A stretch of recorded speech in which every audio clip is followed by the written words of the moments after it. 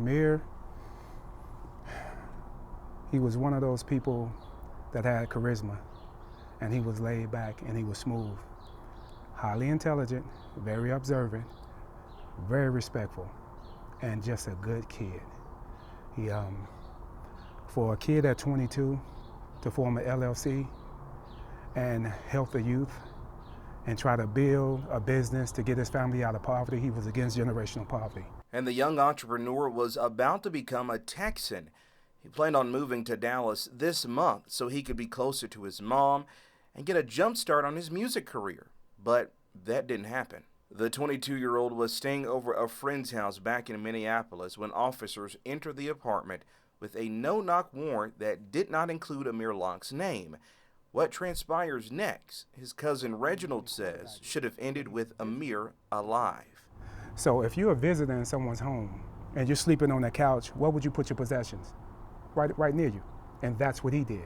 So you woke a person up out of their deep sleep with lights, hollering and screaming, and you rattled him and he didn't know what was going on, but he's still concealed in a blanket. And his first reaction was to go for his weapon, but you can see the same training that I instilled in his father, he instilled in him. His finger was off the trigger. When you wake up in a state of confusion and your faculties is not all the way there, and you got lights in your face and people screaming, so you don't know what was going on. So I can tell he was trying to take a moment to gather himself, but he got his weapon for protection, which he was legally possessing. Reginald's been a member of law enforcement himself for over a decade. There are some things I would have done different. There are some things I have done different. Even when I came in situations where someone was in the house and I cleared the house. I've been gun to gun with a teenager. But I took a moment, that's somebody's child. I felt bad for my cousin because he didn't have the opportunity. You woke up out of a deep sleep to lights and hollering and screaming, and you tried to gather yourself, and in that moment, you was put back to sleep.